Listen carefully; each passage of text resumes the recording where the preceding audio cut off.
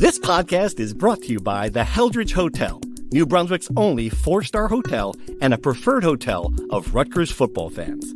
The Heldridge helps you make the most of your game day weekend, providing premium accommodations in the cultural heart of downtown New Brunswick. Restaurants, bars, theaters, parks, museums, and more are only steps away. Whether you're traveling alone or with a large group, book your stay at the Heldridge and make the most of your game day weekend. Visit theheldridge.com today. In America, half of every dollar spent on brand medicines goes to entities who don't make them. While middlemen like PBMs and 340B hospitals drive up costs, Biopharma is investing $500 billion in new infrastructure and manufacturing here at home, and helping patients buy medicines directly at lower prices. Tell Washington to end middlemen markups and put American patients first. Visit phrma.org/middlemen. Hi, everybody. Welcome back to the Rutgers Rant, brought to you by the Heldridge. We thought this would be a very exciting, a very special Rutgers Rant. Instead, I'm a bit sad. That's the word I would use. Actually, you know what the words I would use? That Rutgers turned down a shot to go to the Birmingham Bowl. Shocked and disappointed, Brian. And here's why. These are the two words I use. Shocked, because I never in a million years thought that Gregory Edward Schiano would say no to bonus football. Like, I never thought that was possible. That just never occurred to me. Like, he's a guy, you want your loved ones to look at you the way he looks at a December 26th bowl game, right? Like, you want that. It never occurred to me that he would say no, number one, so I'm shocked. And number two, I'm disappointed because I thought that would be like, 3 weeks on this show we didn't have to talk about the basketball team. So there's my take. Otherwise, probably right. Probably the right thing to do. There's a lot to go off of there. First of all, I know you are truly shocked because you said his actual middle name. You didn't invent some name like you usually do. I did not call him. Yes, that's true. I'm calling Gregory Michael this time. This is legitimate shock on your part. Second of all, 15 minutes before it was officially noted that Rutgers declined this bowl, I said that Greg Schiano would play a bowl game in Siberia against 12 Bears if he was allowed to. So I share your shock. I literally spent 20 minutes before it was officially done writing a preview scouting report on Georgia Southern because I was convinced it was going to happen. If anyone is curious about the Eagles, by the way, shoot me an email. I'll send you my scouting report for free. Appalachian State, the team that ended up taking the bowl bid, it's all yours. Shoot me an email. No charge. And the other thing is, like, I'm not personally sad about this, but I can understand longtime fans feeling sad about this, that the game is gone. Bowl games have been irrelevant for a while now, but this is even more proof of like these exhibition games that are there just to stuff inventory for television and give degenerate gamblers a couple more hits of the gambling bug before the end of the football season are essentially wastes of time for everyone, wastes of money. And finally, we've decided that they're not worth sabotaging an off-season preparation to kind of bust your way to Birmingham and play a game that, nobody really cares about. Right. Yeah. And I think that's why this was the right decision on a lot of levels. And I, kind of jokingly say he always would say yes. He said yes to the Gator Bowl 4 years ago under very different circumstances. The Gator Bowl, first and foremost, a much better bowl, a much better destination, a real opponent, a real time slot. It was a higher quality thing. Earlier in the program development wise, I think he recognized that it was an opportunity to, reward a lot of guys who stuck it out with him. I mean, there was a reason to do this. Now you're looking at it differently. You're looking at Birmingham, which I think everyone who has gone to every bowl, and I'm not one of them. I have not gone to every Rutgers Bowl. I think there would be a unanimity about that being the worst of the bowls that Rutgers, the 2008 Birmingham Bowl champions, it was just a terrible experience based on when people, it was the PapaJohns.com Bowl. They ran out of pizza, fans on half the stadium. I didn't go. I just hearing stories about this. It was kind of legendary for how bad it was. The stadium's fallen down. I don't think they've fixed it since then. It's been, I can imagine what it looks like 17 years later.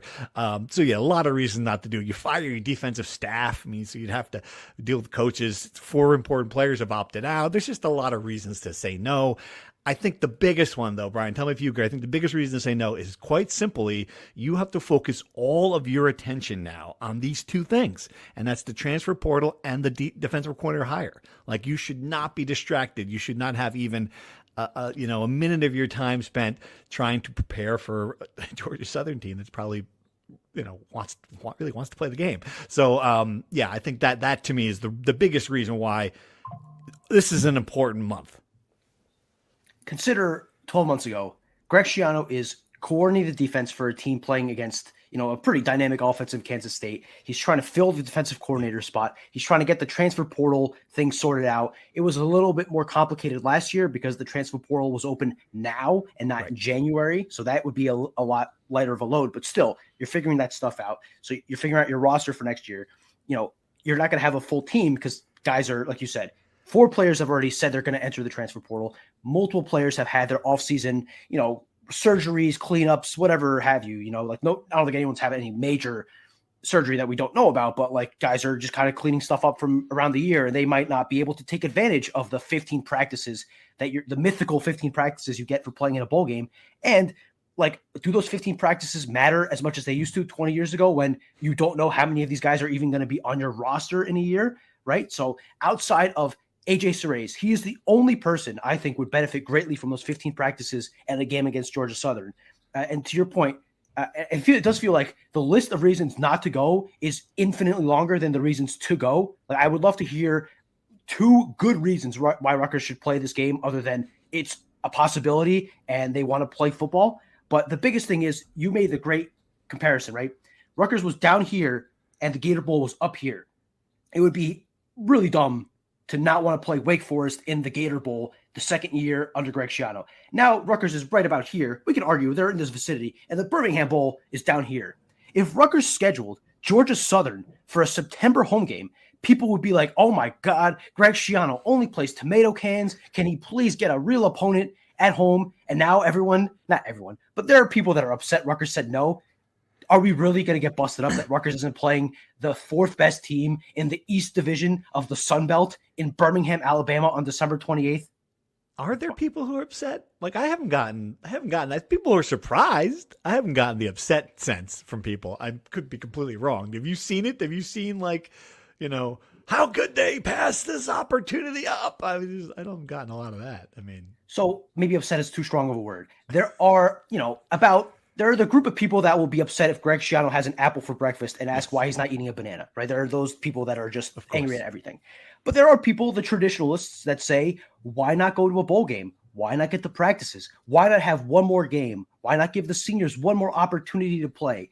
And I think some of that is just nostalgia of what college football used to be. Yes. College football is very different, nowadays.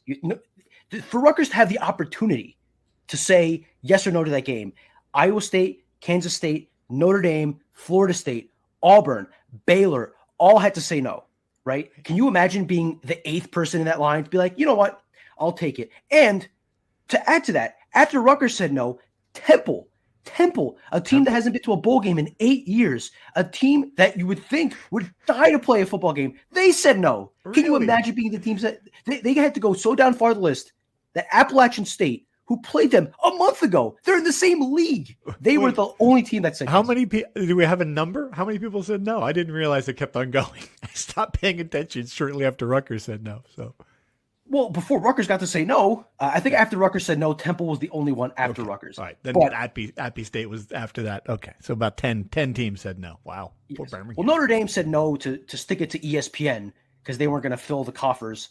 Well, they're throwing a bit of a temper tantrum because they thought wrongfully they should have been in the playoff. Oh, and they didn't well, there's a topic we could talk about wrongfully. Okay, I can keep going. I didn't mean to interrupt. Okay. All good. I mean, Notre Dame did not belong in the field. It's between them and Miami. Miami beat them in a football game this season. Why on earth should they be in over Miami? It doesn't make any sense. Notre Dame beat nobody. They beat one good team in USC, and the 2 other good teams they played, they lost to.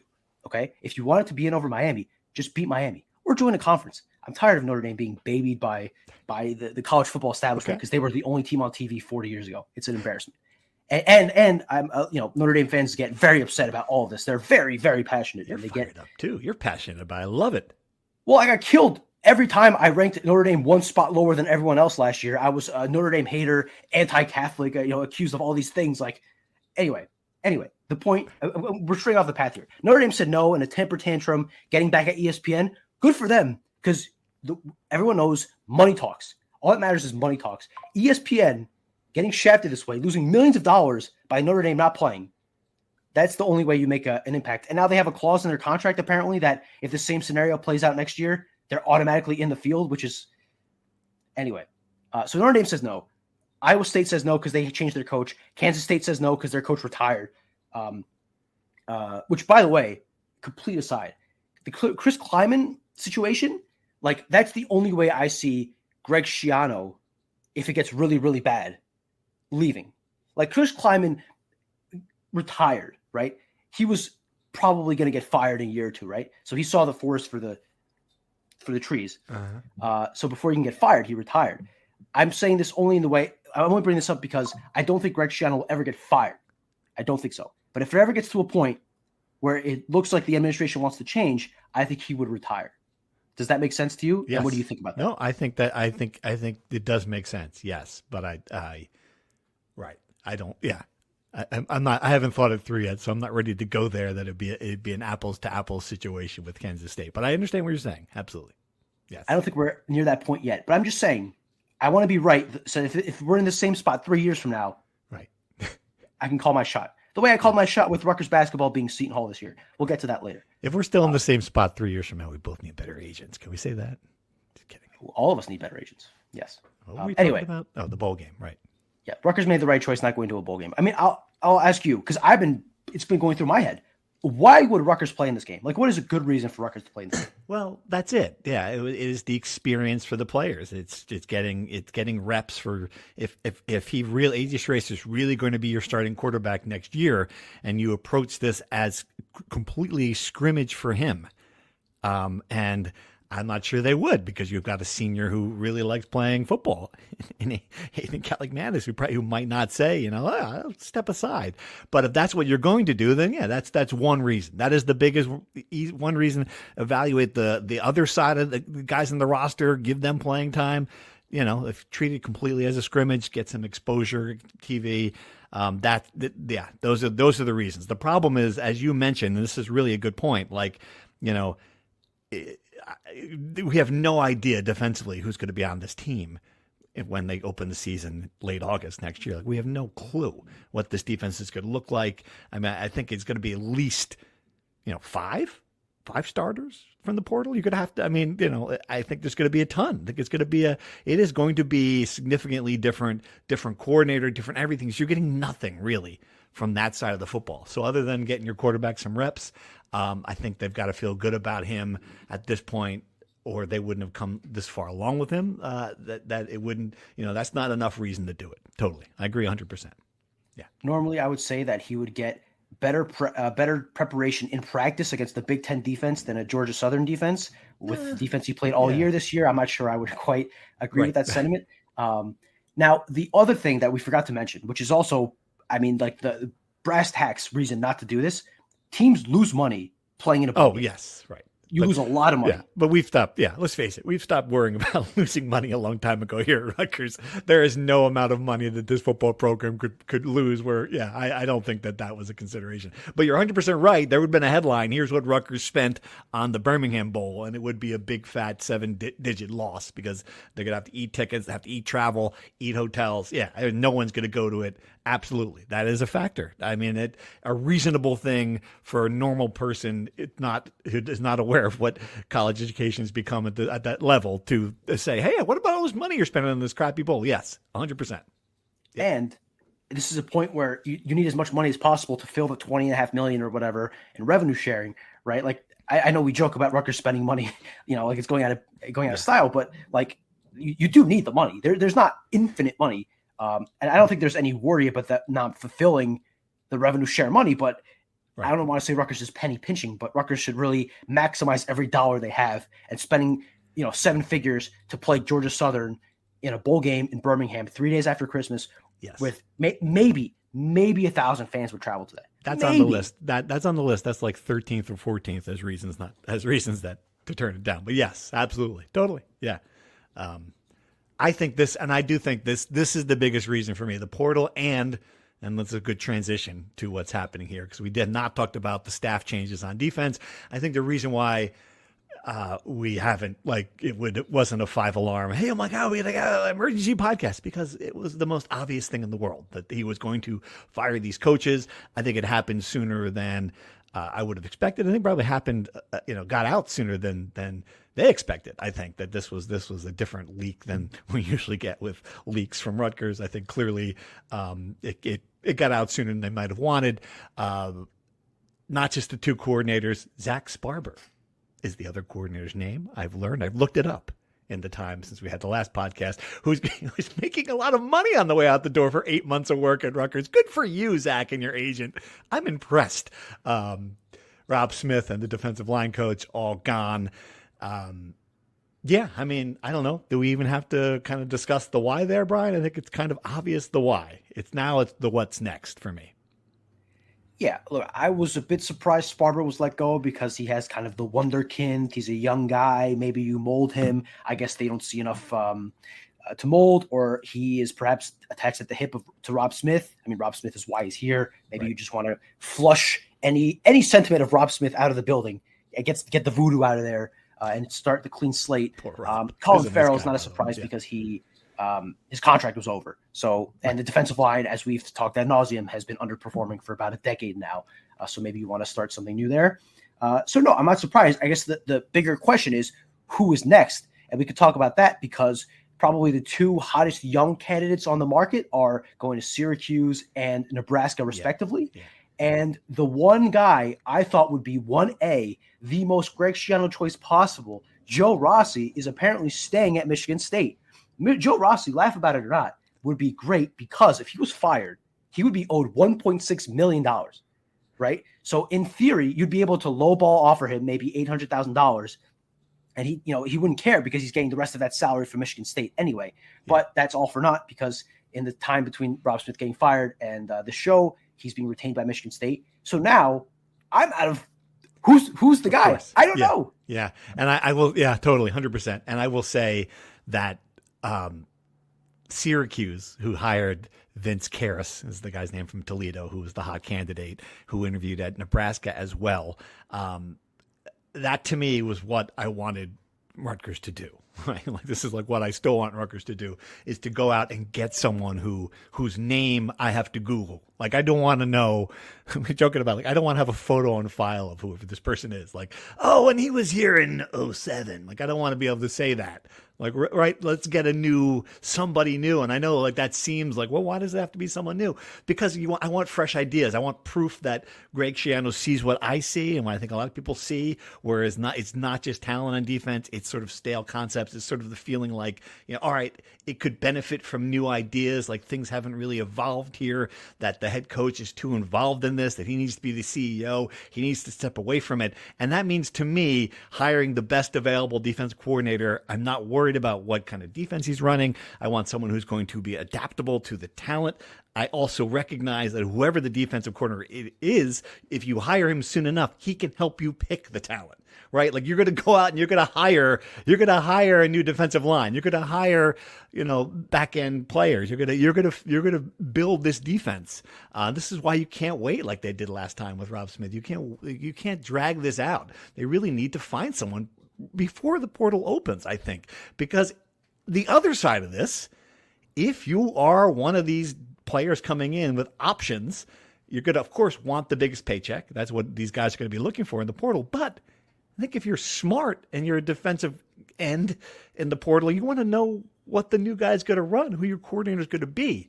So this has got to get done pretty quickly. And I see what these other programs like Nebraska, like Syracuse, like they're really aggressively going out and interviewing and hiring and targeting people out there. I hope that's what's happening behind the scenes. Yeah, I was surprised Syracuse was the pick. I thought Nebraska would make more sense, or even he was the next head coach in waiting at Toledo. He could have been the head coach there. Yep. I understand being a DC is probably a better job than a mid-major. It's a good mid-major, though. It's a good program. I mean, right, but you're essentially in the Joe Harris-Simiak situation where he ends up going to UMass to be a head coach, and I'm sure he would have had a much better time being the DC at Rutgers last year than he was being the coach of an 0-12 football program. Speaking of Joe Harris-Simiak, the one time Greg Schiano hired a guy this time around that he didn't previously have under him at Rutgers, that was their best defense when you had Joe Harris-Simiak and Corey Heatherman leading the way. So I see your point, and I think I agree with you. I am unsure if Greg Schiano is going to be willing to just have carte blanche with a new guy and say, here, you make your defense. I think it's always going to be Greg Schiano's defense, and it's going to be a matter of who can, maybe you throw in a little interesting twists or not, but I just think the base of the defense is going to have Schiano's fingerprints all over it, because that's been the case his entire time here, right?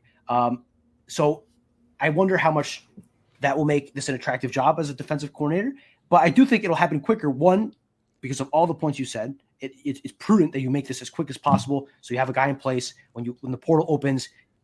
Obviously, money's the most important thing, right? Kids care a lot more about how much they're getting paid than the coach they're playing under. That's just the reality, but it's helpful to have a vision to sell. And two, there's just less distractions this year, where, again, last year, Greg Schiano was coaching the defense, preparing a bowl game, evaluating the portal, talking to kids to not leave the program, to stay in the program. And then I think the DC was probably on the back burner at that point. So I don't know if they waited last year so much as there was a lot to do and there were a lot of candidates that said no. This year, I think you got to be hopeful that your first couple of choices say yes. And if they don't, you move on quickly and find a guy. Our friends at the Night Report said the over-under at Christmas. What do you think? Over-under, before or after Christmas, they have a DC? Oh man, that's tough. I just because of how this has gone in the past, I'm going to say over, but it should be under. I mean, that should be the goal. Absolutely. Yeah, no, totally. I don't know. I'd be very interested to see if it goes on longer than that, and especially if it drags into January. I think we've got some issues. All right, let's go into the portal losses before we get into the portal comings or the players coming and going. I don't think we're another year where we have not had a guy where we're like, oh my God, I can't believe they lost so-and-so. I was surprised about Jordan Walker because he certainly was a significant player. He's a guy we talked to a lot. And I think, we'll like him, we could end up, he's a great interview. He's a nice dude, helped us with some stories. So when you see him go, you're like, oh shoot, that's too bad. I guess when you think it through, like when you take a step back and you're looking at this position of need, he's a useful player, but he was not certainly a game changer on defensive line. He was sort of an average defensive lineman. I guess this could be a two-way street. Rutgers might be looking to upgrade at that position. He might be looking for a place where he can, get one more paycheck that Rutgers wasn't willing to give. I do not know the circumstances here. I certainly don't think this is a situation where they're like, oh no, Jordan, wait. I don't get that. I don't get that sense from this. He started the first 5 games and then came off the bench the rest of the way. So the writing was a bit on the wall there. I think he has one more year of eligibility, so he's going to want to play somewhere. And I think Rutgers is going to want someone. I think he would be a useful, backup rotational guy, but he cannot be your starting defensive end in the Big Ten. It's just, he's a great story. Right. He's playing better and at a better level than anyone could have expected when he walked on as a wide receiver.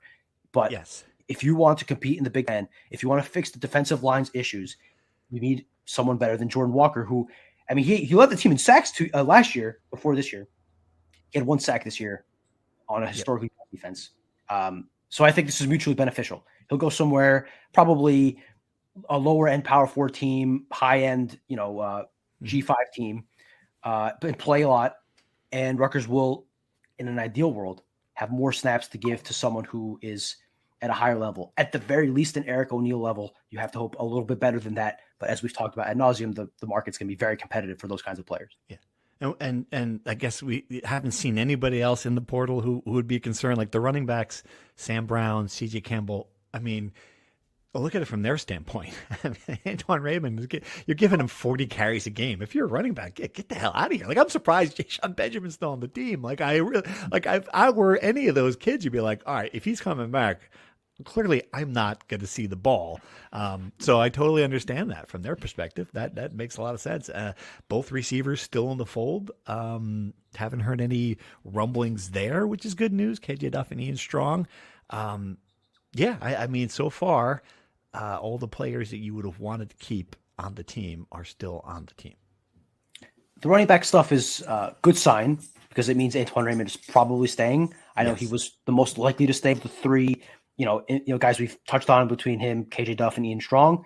But those two guys leaving is a great sign, a good sign, I should say, in that direction. Sam Brown, I mean, feel terrible for the kid because in his freshman season, that Indiana game, he looked like the future. Yeah. He was ahead of Kyle Monangai on the pecking order, but just couldn't stay healthy and some real bad luck with those injuries. So he has one more year left. They redshirted him this year. I don't know if with an eye on him transferring or not, but to give him that extra year. And I think he'll have a chance to go somewhere at Temple level and, have a good last year with a lot of snaps to end his college career. Jashawn Benjamin, I agree with you because Greg has publicly said like he's had to have conversations with him last offseason to kind of tell him that there will be a role for him. There wasn't much of a role for him this year. So I wonder if he stays, I cannot imagine Rutgers goes into the portal and gets another CJ Campbell because, I mean, that would just be, bad for him. So I think they're probably set at running back unless Jashawn Benjamin decides to leave. And then CJ Campbell, it made sense. He got hurt. Probably going to want to play somewhere else, knowing that Antoine Raymond's going to get 1,000 carries. And then Dane Partridge, we hardly knew he came in during training camp, didn't count against the 105 because he was already designated as a student athlete for Northern Illinois. So it was essentially a flyer. And then he barely played, didn't return a single. Coming to Rutgers as a kick returner is kind of like, I don't have an analogy in my head, but you know what I'm saying. No, Kevin Fine came up with the analogy on our Discord. Where it's like owning a lawnmower when you have artificial turf. That's what it is. That's what you're the landscaper at a mini golf course. That's what it is. Exactly. So look, it's still early. The portal doesn't open for another month, January 2nd, right? So I think things will heat up the week leading up to that, and then the first week, obviously.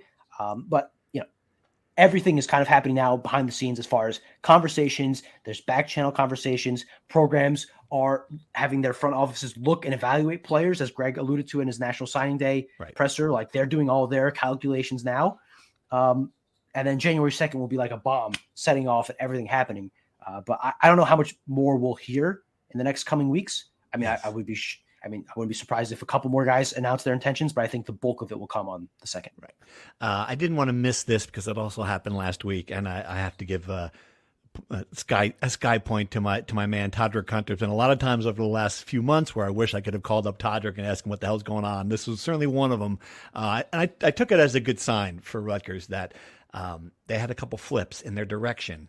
On signing day, get a 3-star corner, Devontae Anderson out of Louisville, a place that clearly has a payroll, and a 4-star safety with a coaching change, Messiah Tilson out of Kentucky.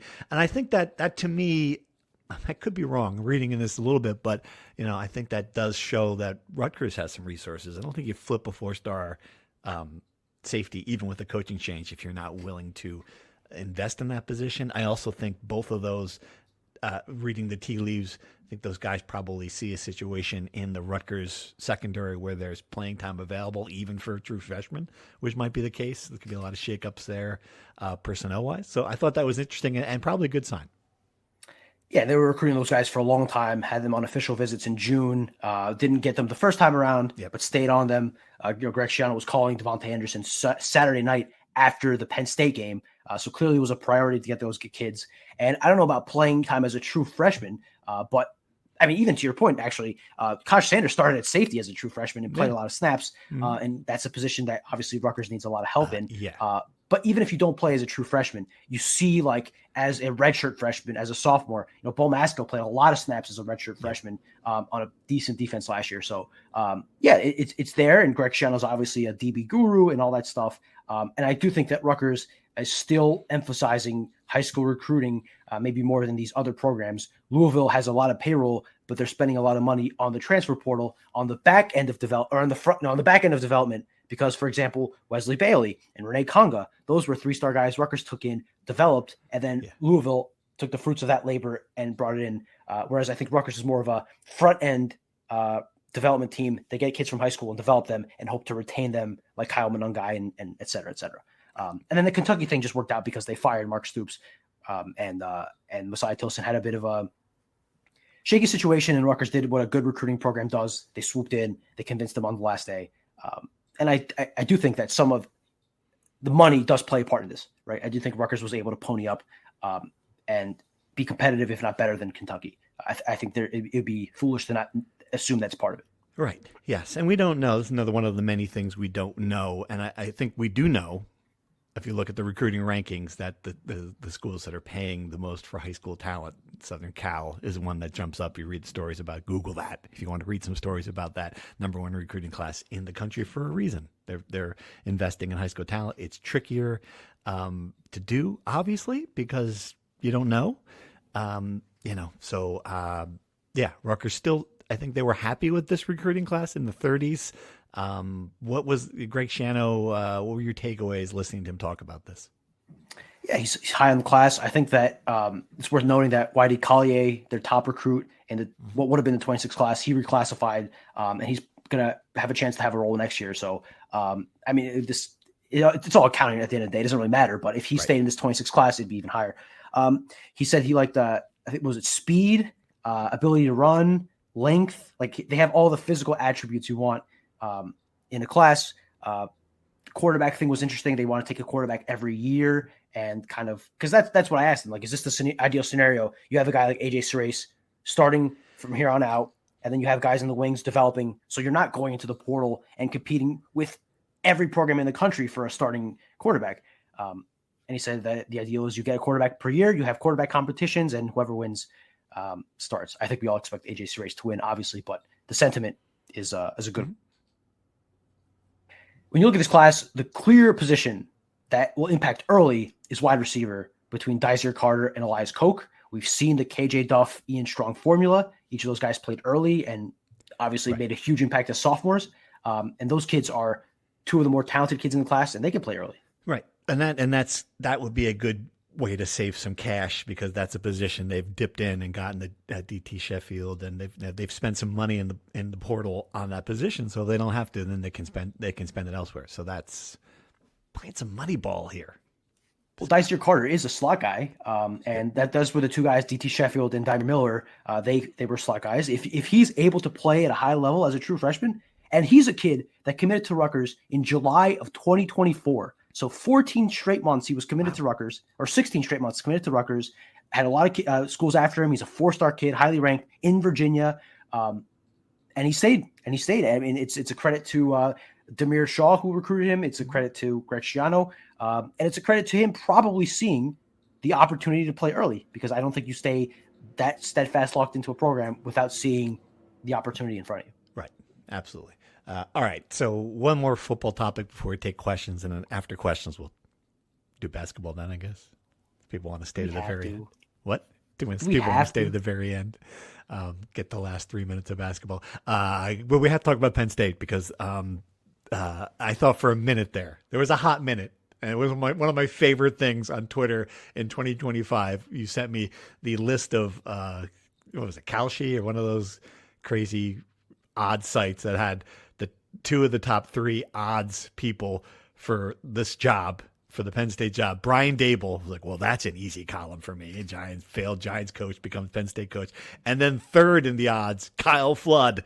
And I'm like, well, there is no easier column in the history of column writing than Kyle Flood becoming the head coach at the school that he wouldn't name when he was head coach here. Like, you remember he played that game, like the school from out east or whatever the hell he said, pretending he was Woody Hayes. Yeah. And they didn't hire one of those womp womp. Instead, they got like the guy who they should have gotten from the start if they were smart, Matt Campbell, who's just a really good football coach. Just did more with less at Iowa State. I guess now he's going to do more with more at Penn State. There's always a danger that guys don't make that transition well. But still, given what this could have been, man.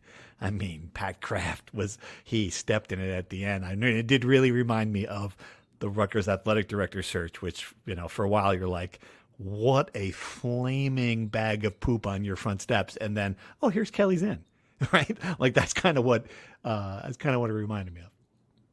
I think it's a perfect comparison, because you're talking about Terry Smith having a legit shot.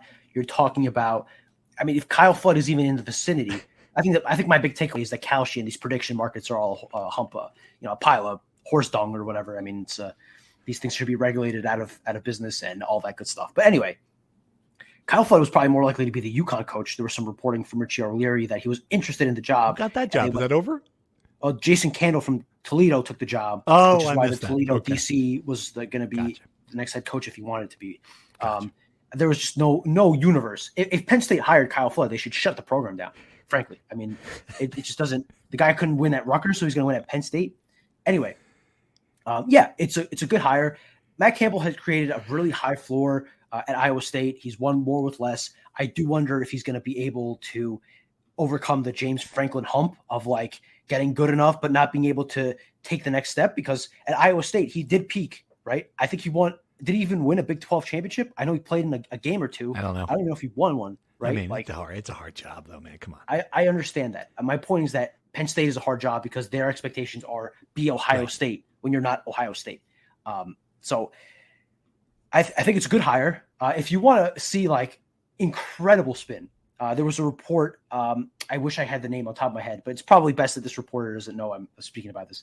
There's like a spin that like Penn State actually looked at Matt Campbell early in the coaching search, but they tried to contact him and they called his old agent, and his old agent didn't pass the number along. Or, I mean, come on. What are we 10 years old? Was I born yesterday? Come on. I love it. That's great. Who knows? I mean, crazy stuff's happened. Come on. Penn State was interested in Matt Campbell, but they couldn't talk to him until the 50th day in the search after everyone said no. I mean, what are we doing? Like, Yeah. all's It well seems that hard ends to well, believe. because it probably didn't happen. But all's well that ends well. I think if you're a Big Ten fan, a fan of a Big Ten school that's going to play Penn State, you're probably kicking some dirt, kicking some rocks, because you were hoping that they would bungle this process, and they almost did. But somehow, some Yes. way, they got a decent coach. Man, that's a shame. That was yeah. It looked like that was going to be a big hot flaming mess. But oh well. Once again, Penn State pulls it out. All right. We got some more Big Ten questions here from the Discord and from Twitter and from everyone. Thank you for chiming in with questions. And this is one I got from 3 different people in the business, Brian. Like, so this is not one of our normal questions, but people who are like looking what's happening, saw the upset. I think it was upset Indiana beating Ohio State. And the question, some variation of it was, hey, is Cignetti a problem for Greg Schiano? And I found this interesting because we've talked about this a million times, but the fact that there are people who follow this, not like, they're not college football writers. It's not, Nicole Auerbach who's sending this, but people who don't follow this closely, who see Indiana at 13-0 and think immediately, well, they were worse than Rutgers 2 years ago. How come, is that a problem for Greg Schiano? And I wonder if that is, even if it's not, even if we know the reasons and we understand, and Google it and you'll see Mark Cuban money. I wonder if people out there, reach the same conclusion. Is it a problem? Cignetti is a problem for every coach that isn't coaching a top 10 program. I mean, that's a good way of putting it. The guy, he had a miracle. What he is doing in Indiana is a miracle. Right. So now everyone thinks that their program could suddenly have a miracle. Right. It's so shocking because of how incredible it is. Right. And if it was that easy for every program to do that. Right. Someone tweeted out the list of losingest programs in college football history. Indiana was number 1. That's the famous thing that why Cignetti's thing is so miraculous. Yeah. Number 2 is Northwestern. Number 3 is Rutgers. Do you think that in Northwestern, they're like, oh my God, Dave Braun, is he going to be able to do the same thing at Northwestern as Cignetti? I think anyone that doesn't have unrealistic expectations knows that doing what Cignetti did is impossible. It's just never going to happen again. Unless, again, you have very, very, very rich alums that buy into the vision.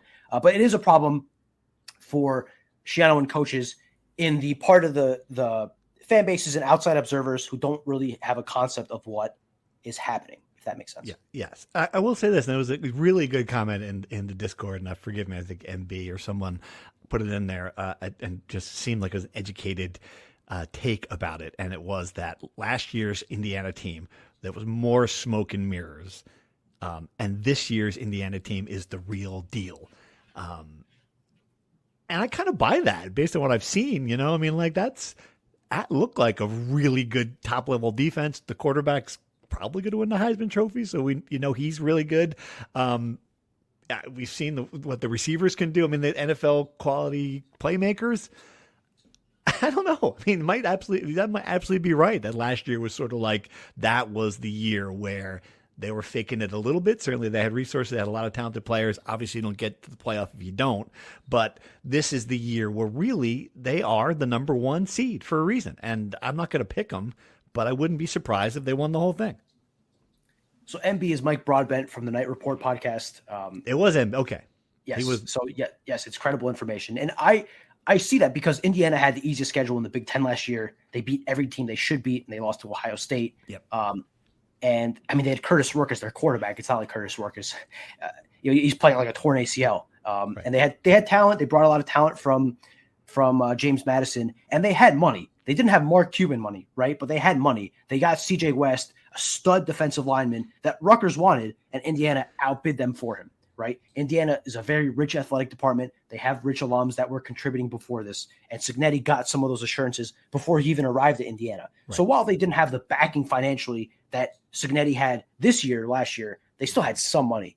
And I think there is some credit to be given to Cignetti, who is a serial winner. He's won everywhere he went. He is an elite coach that for some reason nobody took a chance on until Indiana, right? James Madison took the chance, but it's James Madison. It's a winning factory. They would win with me as head coach. But Indiana was the first program that was like, all right, let's give this guy who's 60 years old, who's coached under Saban, who has won literally everywhere he's been, whose father is a legendary coach. Let's give him a chance, see what he does. What's there to lose? And maybe there's a lesson here that being bold, yes, it could have flopped and been disastrous. Yeah, but every time you hire someone as Indiana, it's been disastrous. So why not get a chance? Maybe it's a lesson for other programs in similar spots that you might as well, give it a shot. You never know what happens when you roll the dice. Gun to your head. Who wins the playoff? Well, the smart choice is Ohio State.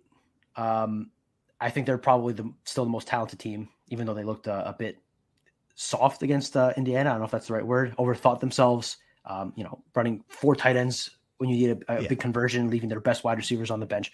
I think Oregon is my sneaky pick. Like if I had to pick a dark horse, like I think this is the year for Oregon. And if you watch, I don't know if you watched the Big 12 championship game, Texas Tech's defensive front is unbelievable. I know we talked about them costing $7 million.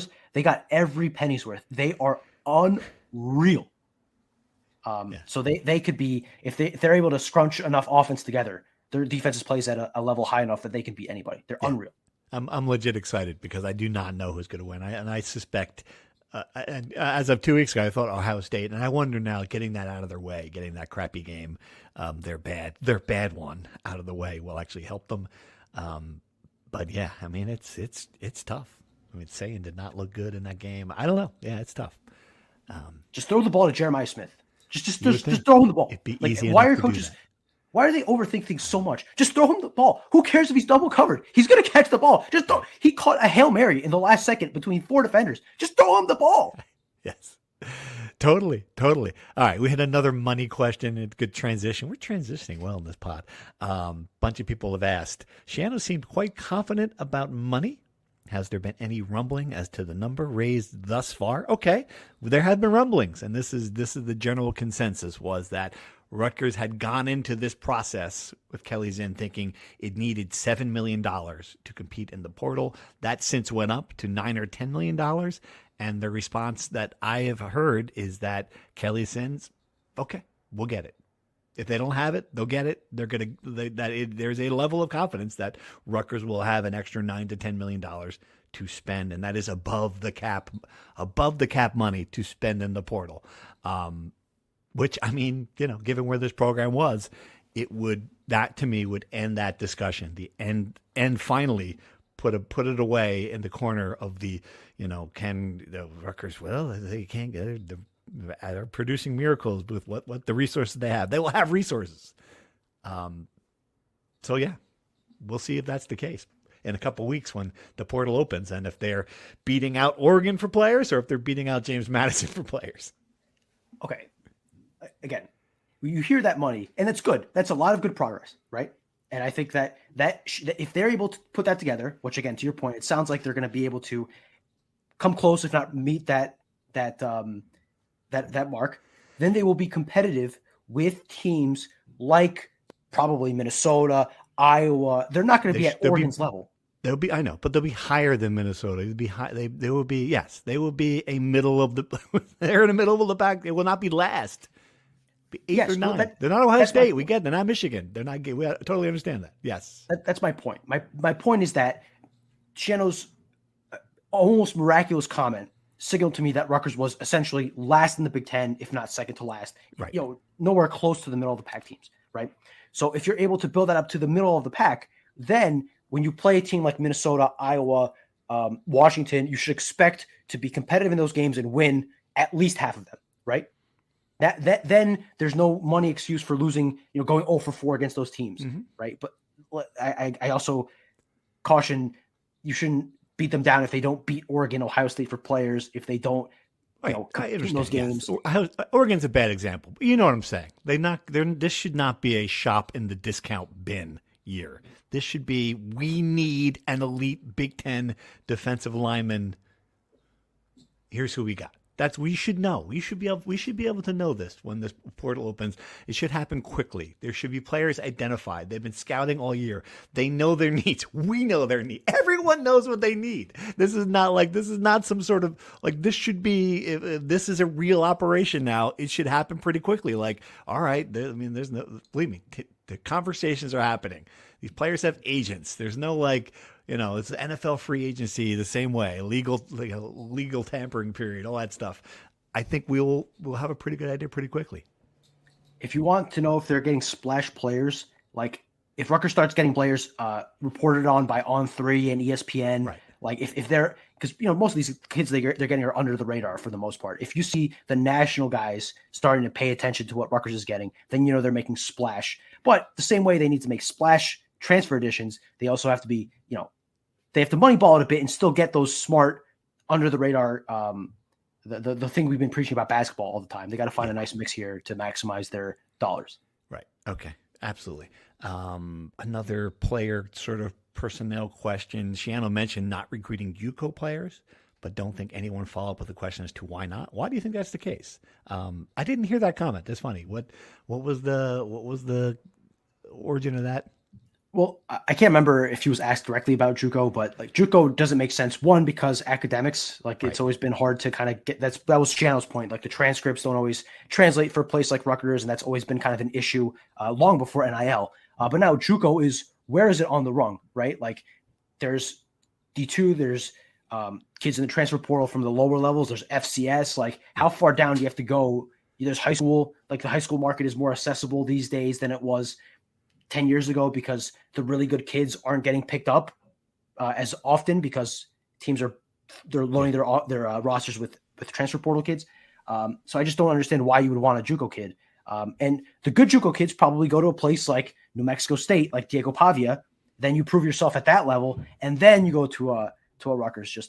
And I guess the last point is, has Rutgers had a successful JUCO kid in 25 years? Do you remember a single one? I don't. No. I could have a bad memory here, but it's not like there was a JUCO pipeline that, and I don't think many programs have a JUCO pipeline. It's just not exactly a fruitful market, I would say. All right. The other questions all dealt with the running back room, which we addressed, and the DC targets, which we sort of addressed in the best we could. And of course, we got this. We received one basketball question. You can guess what the question was. How bad does basketball season look for Kelly Zinn to fire Pikes? Here we are. That's where we're at already here. Let's talk about what happened this week. This week in basketball, 47 minutes and 55 seconds into this podcast, they lost to Purdue and they lost to Michigan. And I don't know. I will say this, the Michigan game, I'm just going to kind of, that. They're the only thing I learned from the Michigan game is if I still had the FanDuel app, I would have let's put $20 on them to win, because that's kind of what's happening there. What's your take? Did you feel the same way about the Michigan game? My take is that every one of my post-game live shows devolved to this question at some point, right? So yes, the Michigan game was a bit quicker than others.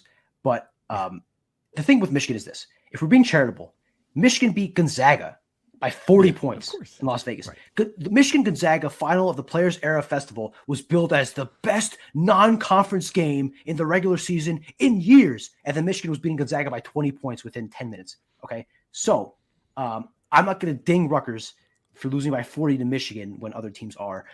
And again, we're beyond the point of moral victories. We're in the 11th year of Steve Pikiell's era. We shouldn't praise them for only losing by 16 points to Purdue. But given the talent on the roster, that's kind of what you hope for in a game like this. When you're playing a national title contender, just don't get embarrassed, right? They did that against Purdue. They didn't do that against Michigan, whatever. Now, here, the next 3 games, to me, are really important. I think you have to, at the very least, be competitive against Seton Hall. If you beat Seton Hall, that changes the tenure of the season. That changes a bit of the outlook. You're probably going to be a pretty sizable underdog. But whatever. Be competitive against Seton Hall. Don't get embarrassed by your rival. Like that's a big thing here. Right. You as bad as the team is this year, as a program, you should have enough pride that you don't get blown off the floor against Seton Hall, because awful Seton Hall teams. Last year's team was awful.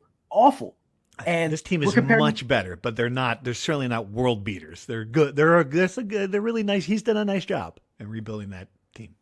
My point is that last year's Seton Hall team was so bad that we're comparing this current Rutgers team to that team. Yes. And they went into the rack, and Rutgers needed a buzzer beater from Dylan Harper to beat them. Number 1, 2 pick in the draft. Yeah. To win. My point is that Seton Hall was that bad, and they still were competitive against Rutgers. Rutgers has to do the same thing to the Seton Hall team. Yes. And then you have to win the last 2 tomato can games against Penn and Delaware State handily. You cannot be in a dogfight in those games. This is your last chance to get convincing wins for pretty much the entire rest of the year. Yeah. You have to show life and win that game convincingly. Otherwise, you're entering Big Ten play as a dead team walking. Yeah. The problem I have, and watching it, and again, like I said it up front, Michigan's on a different level. I think they could win it all. I have not seen Duke play yet. I understand. I've not seen it, but still, is this just like the things we were promised are not true? Like, going to be a scrappy effort defensive team. They stink defensively. Like, they haven't shown, like, every shot. Like, forget the fact how talented Michigan is. I get it. Every single shot is open. Every 3-pointer, every layup around the basket. Like, there's still no rim protection. There's still no perimeter defense.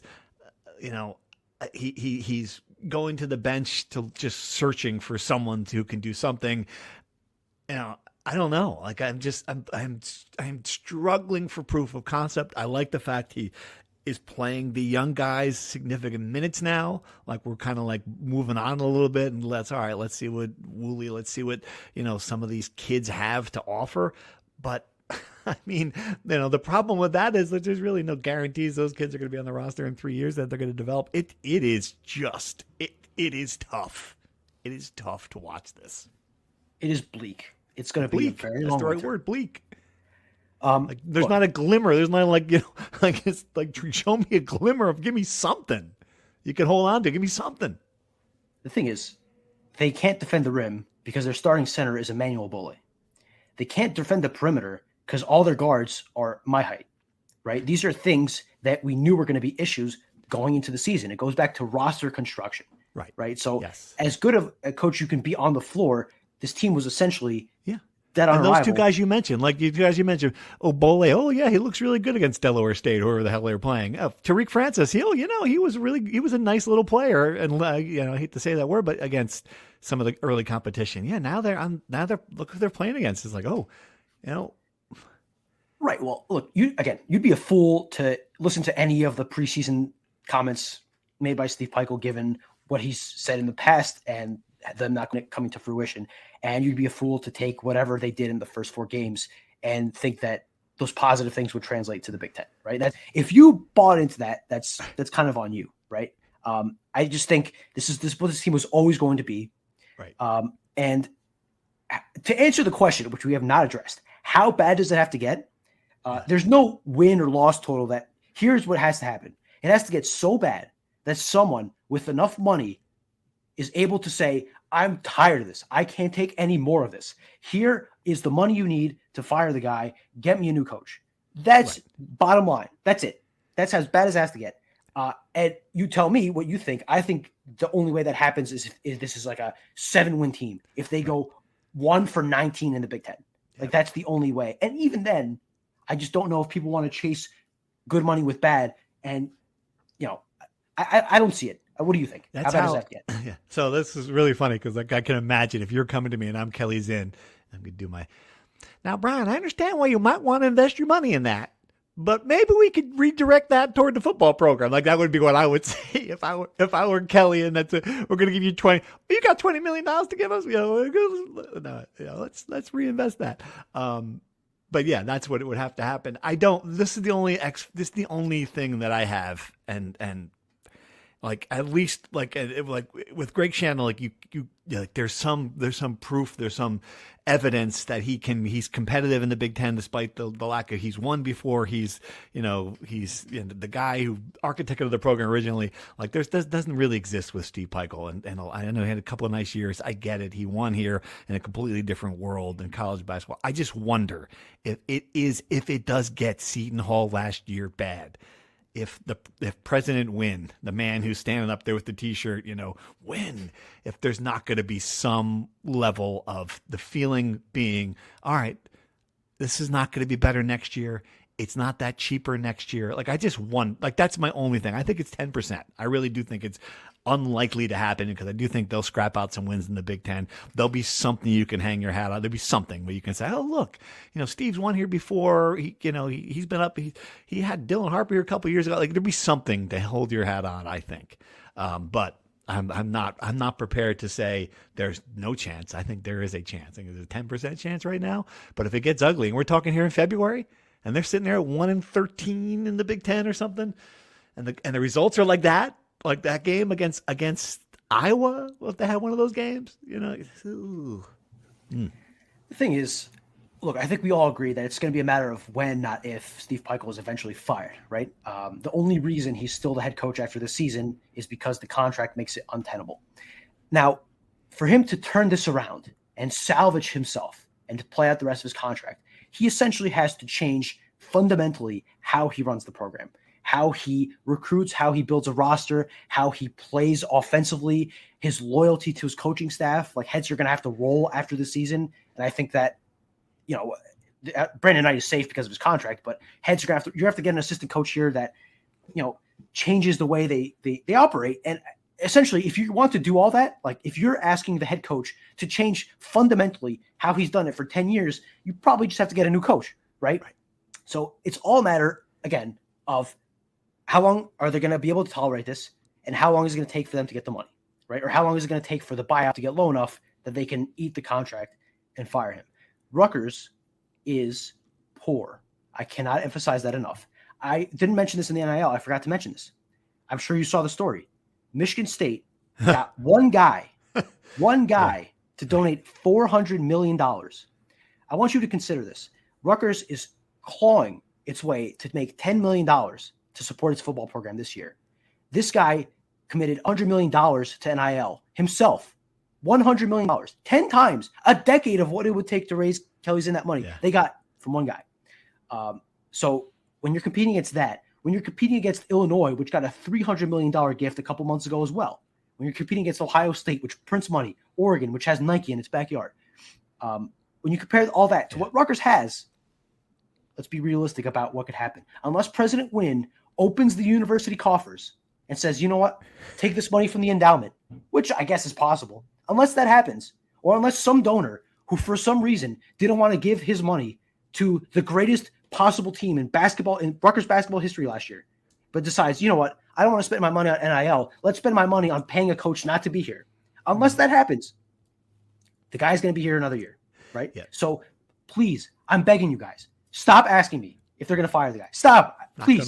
Not going away after games like that. You know what my first reaction to the Michigan State thing was? It wasn't like, oh my gosh, that's gonna. I mean, think about what Rutgers would do. My first reaction was like, can you imagine having that much money and deciding what you needed to spend it on was like, we need better facilities than Michigan. Like that's what your priority was. We're going to spend $400 million. What you could have like cured a disease. Like what would $400 million get you in the city of Detroit for poverty mitigation, like feeding the poor. Like it blows my mind. It's just incredible, man. The guy didn't even go to Michigan State. He didn't even go there. He didn't go to Michigan State? Where'd he go? Right. If you said Rutgers. Perfect. Actually, he went to Rutgers. Oh, yeah. Okay. He went to Western Michigan, which if I'm Western Michigan, I am punching a hole in the wall. There's somebody who did a poor job at Western Michigan. There's a guy right now in the development office like, oh, my God, he was my account. This guy was my account. Gave him a hard time on his parking upgrade. You could have gotten Western Michigan into the Big Ten with $400 million, pulling SMU. But instead, he wanted to help out the Spartans. As far as a guy having enough money that $400 million he can just donate without an issue is one of the many symptoms of why capitalism is a horrendous thing. And, wow, here he is. Mondami's back on the podcast. I love it.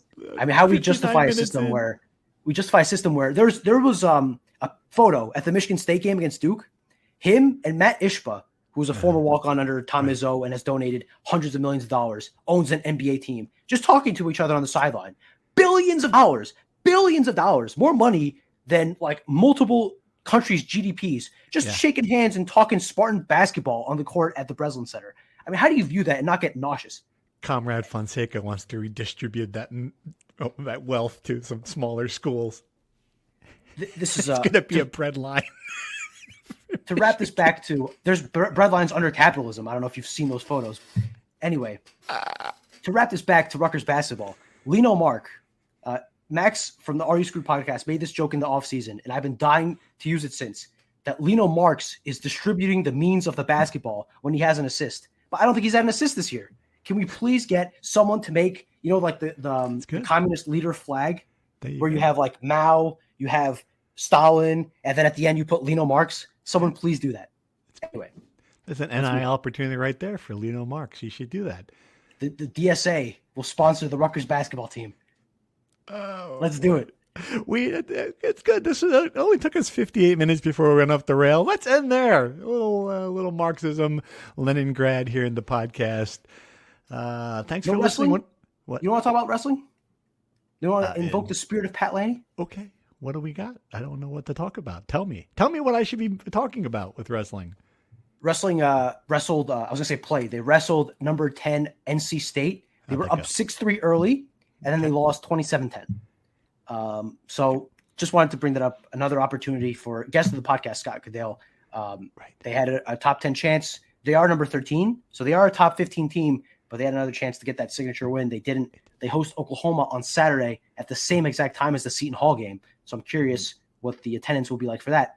But first opportunity missed, but they have more the rest of the year. And I saw the women's basketball scores at one point was like 50-12 or something against Iowa. We didn't talk about that. I mean, Caitlin Clark's not playing there anymore as far as I remember. So no. The men's and women's team lost by a combined 84 points on Saturday. 84 points. And I think people look before. I know we all talk about Steve Peichel getting fired, and to some extent, people are calling for Schiano's head. I think if we're doing a power ranking of coaches that are on the hottest seat in this department, I mean, Koku's Washington's seat must be just a forest on fire at this point. Right. Yes. Yeah. Totally. So if there's anyone that's going to be fired this offseason, I don't know if Kelly Zinn is going to fire anyone after her first full year. I really don't. I don't know if she wants to give everyone a mulligan or not. But if she is going to fire everyone, or fire someone, I should say, I think Koki's Washington has to be the prime candidate, right? 100%. Yeah. I think it's if you have to give me odds, like I said, 10% on Steve Peichel, I'm going to go like 75% on Koki's Washington. I think that's over. Yeah. And it's just cheaper, less money involved. I think it's clearly something, it's just not working. So, that was a bad hire from the beginning, unfortunately. So Pat Hobbs, the legacy that keeps on getting. And there's something we're not going to talk about on this podcast. All right, let's sign up there. You found true love. You found true love. I said we were going to talk about it. But yeah, apparently, who knew? We'll save it for Valentine's Day. I love it. The things you can read on NJ.com. All right. Signing off there. I don't know when we'll be back. We'll be back eventually to talk some more Rutgers sports here. Hopefully happier topics. Thanks for listening.